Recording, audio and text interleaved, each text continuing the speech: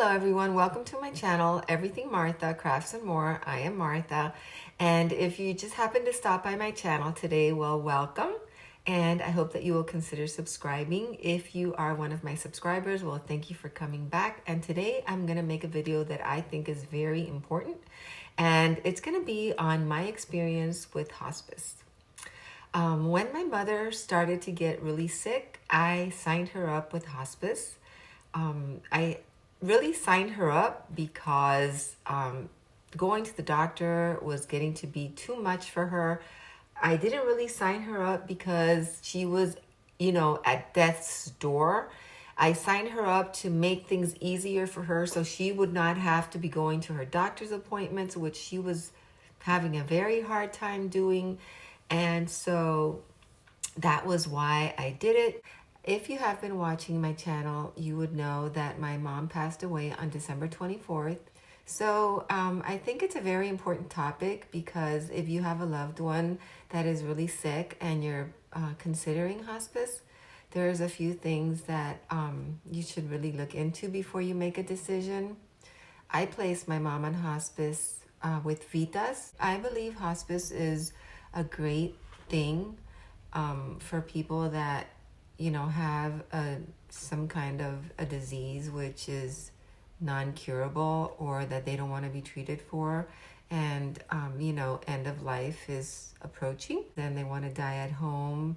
Hospice gives you that opportunity, so I think it's a great thing. My mother, she had been diagnosed in March of 2022 with non-Hodgkin's lymphoma.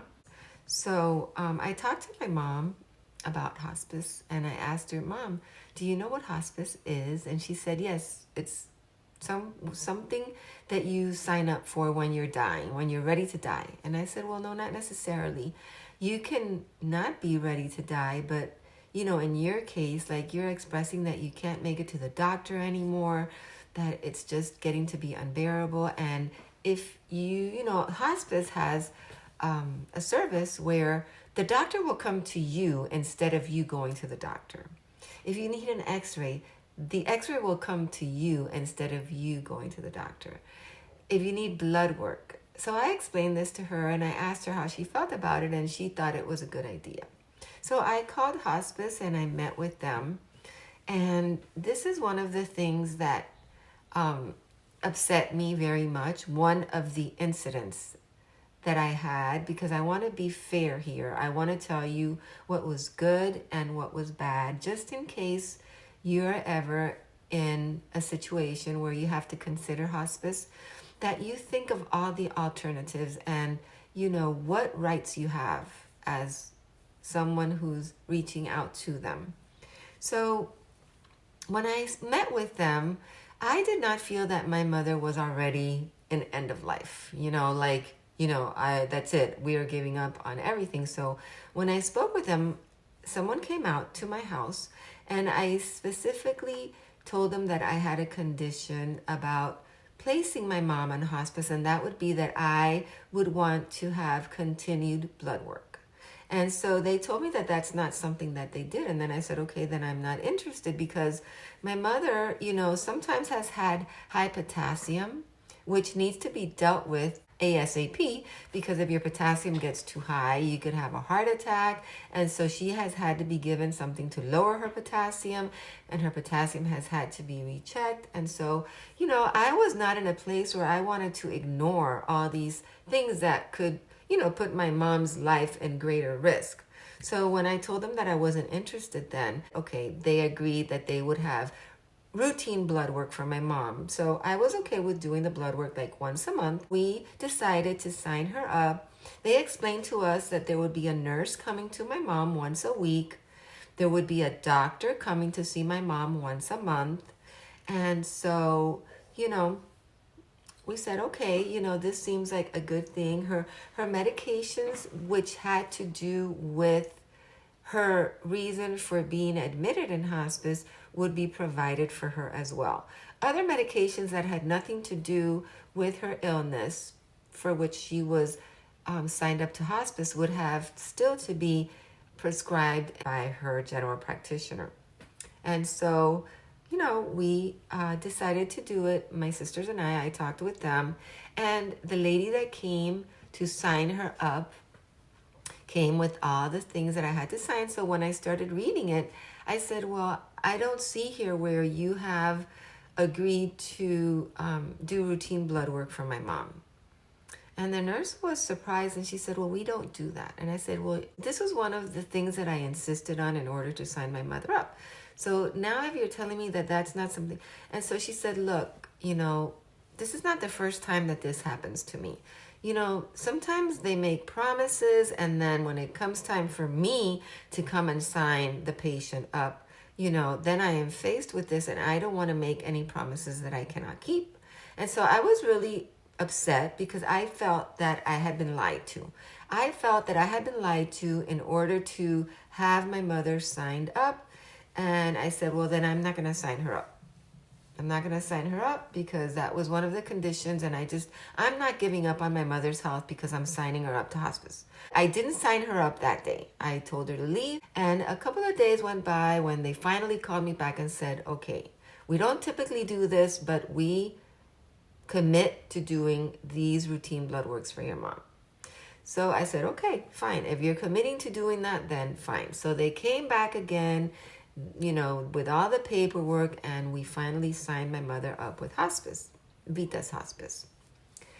After that, I met my mother's primary nurse, which she was very nice, and this is the nurse that would be coming once a week. Before I signed her up on hospice, my mother had an issue with fluid retention. She had a lot of fluid retention, and it got so bad that she would seep through her legs. It was like little sores would open up in her legs, and she would start letting go of water where it would just drip all over the floor. My poor mom. I mean, that was a really difficult thing. I had been told that my mother's wounds were going to be treated, but honestly, they really never came to treat my mother's wounds. And so, that's something that I had to do, which was fine. I was on top of my mother's issues, and I guess that they saw that. They saw that I was tending to my mom 24/7. And so the doctor did come to meet my mom, but I don't believe the doctor was coming once a month. The doctor was very nice, and whatever, really, I have to say that whatever medications some people would talk to me about, because my mom was having a lot of trouble sleeping. If I would ask, can we try this? They were very cooperative with that. They would, the nurse would talk to the doctor, and if the doctor thought it was a good idea, which typically she did, she really worked with me with that. They would go ahead and prescribe that medication to my mom. The medications would come in through Federal Express on the following day, and they were very cooperative with whatever medications my mom needed. The time came where my mother had not had blood work done. And so I talked to them. I said, I want the blood work done for my mom. So they did send someone in, as they promised that they would. And my mother's blood work was done here at home. And so that part of the bargain they did keep. In November, my mother started to get really sick. I thought she was catching a bad cold. And so I called the nurse and I said, I'm very concerned about my mom right now because she has a lot of congestion, and I think she is catching a very bad cold, and I'm very concerned. Can you please come? So the nurse said she would come, and then she said that the doctor would come as well. I was concerned because I really thought she had a cold because she had congestion not only in her chest but in her nose. But I was also concerned because I thought it might have to do with her non-Hodgkin's, because the non-Hodgkin's lymphoma in her lung would cause her to accumulate fluid in her lung. In 2 different occasions, she had to have a procedure to extract the fluid, and that's how we came to find out in March that she did have non-Hodgkin's lymphoma, because they did a biopsy of that fluid. So I was concerned that it could have to do with that as well. So the doctor and the nurse came, and the doctor, listened to her lungs and stuff, and she said, well, I do hear a lot of fluid, so I'm going to have an Xray ordered. She sent someone to come and do an Xray. That same afternoon, they came to do an Xray. and this was in November. That evening, they called, the main number called me to see how my mom was doing, and that they, after her X-ray, and I said, well, okay, she's doing okay, but do you have the result of the X-ray? And so she said, well, yeah, there seems to be fluid in her lung, so the doctor ordered an antibiotic. She ordered 5 antibiotics to give her through 10 days. So I was to give her an antibiotic every other day. That is what the doctor prescribed after that X-ray. So I started giving her that, and we thought that it was as a precaution to her having fluid in her lungs so that it wouldn't get infected. Because at no given time did the doctor call me to tell me anything about my mom after the X-ray. So when the lady that called, the nurse that called, said that my mom had fluid in her lungs, I thought that's all she had.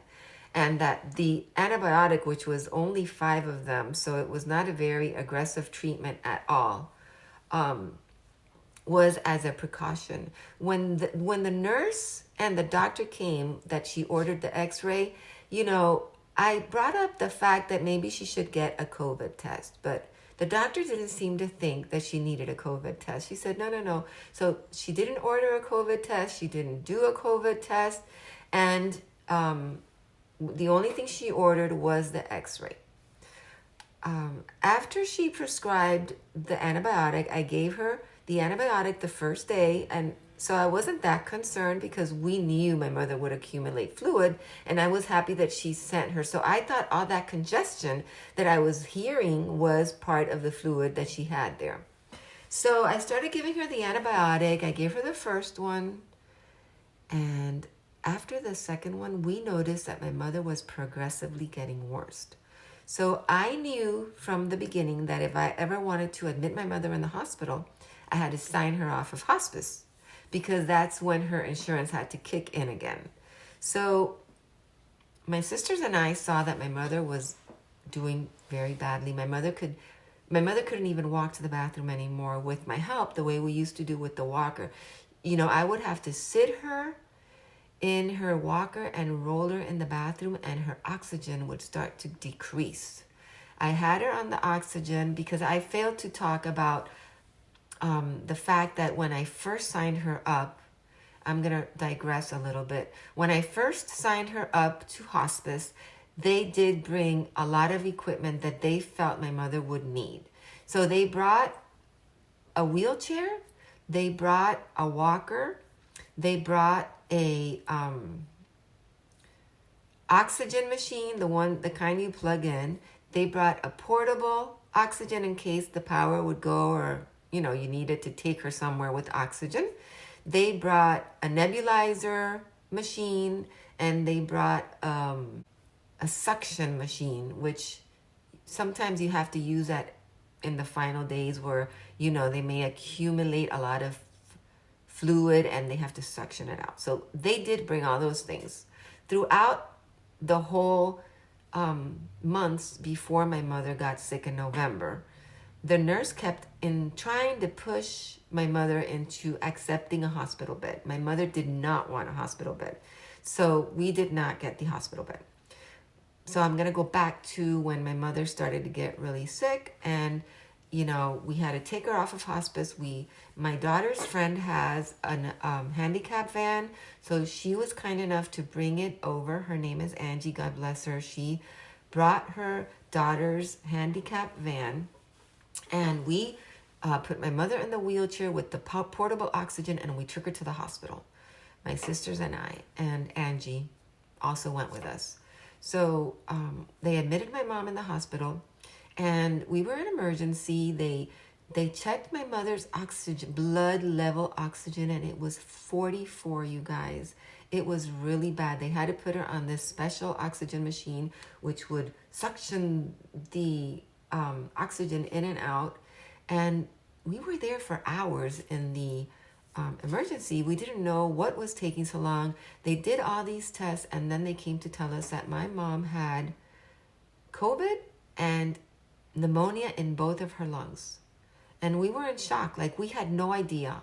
And we were never told by the hospice team that my mother had COVID, which apparently they knew she had pneumonia, because after I talked to the doctor, she said that that's why she had sent her the antibiotic. And I was like, really? The antibiotic that you sent was minimal. That would never have taken care of my mom's pneumonia. So that I was very dissatisfied with. This was very upsetting because I felt like, okay, you know, they're here to make you more comfortable in end of times, but hey, don't rush it so much, you know? Like, I was never told my mother had pneumonia. You know, I don't believe she was properly being treated for pneumonia, because 5 antibiotics, you know, one every other day, my mother was progressively getting worse. If we would not have taken my mother to the hospital, I don't know, my mother would have died even sooner. So my mother was diagnosed with the pneumonia and the COVID, and, you know, they kept us in emergency for the longest time. Finally, I came to find out that it's because they were waiting for a Vitas nurse to come, because I was signing her out of Vitas in order to admit her in the hospital. When that Vitas nurse came, they tried their best for me to not take her off of hospice and sign her up with one of their doctors, which we did not want that, because we wanted my mom to get the best care, not the kind of care that would have been limited because it's end of life. So we took her off of hospice, and she was in the hospital for 6, almost 7 days. So my mother had not gotten out of that hospital bed for all that time. She was already very weak when she went in. So our intention was to sign her back with hospice when she was getting out of the hospital. So I called them and I told them that my mom was getting out of the hospital. They did send a hospital bed before my mother got home. The hospital bed was here, and they had an ambulance go pick my mother up at the hospital. We brought her home, and that was one of the incidents that was very upsetting to me, that we were not made aware that my mother had pneumonia. They were not aware that my mother had COVID because they never did a test, which was a big failure, I believe. And so when we brought her home, like I said, the hospital bed was here. This was the very first Monday of the week of Thanksgiving. So I think probably about the 21st or something like that. I attempted to get her out of the hospital bed on several occasions. After she came home from the hospital, my mother never got out of that hospital bed, and she died 1 month later, because she died on December 24th. So she progressively got worse after. She did recover from the pneumonia and the COVID. She did. I don't know what happened. I don't know if because she was given remdesivir, which I was kind of not wanting them to give it to her, and her doctor at first said no, because my mother had kidney issues, and so they were treating her with antibiotics and steroids at first, but then her doctor told me, you know, I think it might be a good idea to give her the remdesivir. We won't give her the 5-day treatment. We'll only give her the 3-day treatment. This was her nephrologist / general practitioner that told me that. I valued his professional opinion very much. So we gave my mother that. So I don't know if my mother's kidneys were very severely affected by the remdesivir, because, you know, slowly but surely after she came back from the hospital, she started to decline more and more. I know it's terrible not to be getting out of bed, but I don't think that's what really did it. Another thing I want to bring up, in case you guys or anybody out there is thinking of signing up with hospice. This was another experience that I had with Vitas Hospice. So as my mother started to decline, at that point, I needed help to give my mom a bath. They did offer someone to come and help bathe my mom on the bed. They did do that. But, you know, one thing I want to bring up, so they took her off of the 24-hour care because they didn't feel that my mother needed it. Just one day after, we had to call that 1-800 number again because my mother was really sick. She wasn't urinating. There had been she was on her third day of not peeing. That's why I think maybe that remdesivir really affected my mom's kidney. I think that just sped up my mother's issue faster. We had to call the 1-800 number again because they took her off of the 24-hour care, which, you know, I thought that was very wrong because they saw how sick my mom was and that I was the only person caring for her. And, you know, it was very hard for, even when the nurses would come in, I would have to help them to turn my mother over because my mother was dead weight. And, you know, her body would just fall to the side and somebody would have to hold her so the other person could clean her. So they put my mother back on the 24-hour care. Those nurses were like angels that would come to help us, okay? One time, they didn't have a nurse to relieve the nurse that was leaving in the morning. So they just didn't send a nurse. Oh, we don't have anybody to send. So we can't have a nurse there for you today. So when I spoke to her primary nurse, I was like, you know, this isn't right. Like, you know, so somebody could be dying, and if you just don't have a nurse available, you just don't send her. And she said, yes, that could happen. So I think that should never happen when you have a hospice company. You know, you should make sure you have the staff necessary for these people that are dying. And so that was something that I didn't like as well with Vitas, because they said, yes, if we don't have the staff, we just won't send a nurse. So that's something that, you know, I think you should consider and really ask before you sign up your loved one with a hospice. You know, I'm trying to give you an honest opinion of my experience with Vitas, and that was it. So my mother passed away, like I said, on the 24th of December. The social worker called me and, you know, offered her condolences. She was always very nice, like I said. But her primary nurse, which would come every week, which would have coffee at my house and sit and talk with us for an hour, that woman has not even called after my mom passed away to give her condolences, to see how we're doing, and nothing. That woman never even called, and I'm very disappointed. And it honestly, it hurts because, you know, you feel like, okay, you know, I know they can't get too attached, but, you know, have a heart, you know. And so that nurse never called, and I had to be on top of them to come and pick up all the equipment that they had. They never were the ones to call me and say, you know, we'd like to schedule a pickup. I called twice to schedule a pickup, and I said I would like them to call me before they show up, you know, to make sure that I'm going to be here. And so the gentleman, the day that he came to pick up my mother's equipment, called 10 minutes before and said, I'm coming to pick up the equipment. I said, where are you? Oh, I could be there in 10 minutes. I said, no, I'm sorry. I'm not available right now. I specifically expressed that I wanted someone to call me at least a couple hours in advance so I could be sure that I'm home.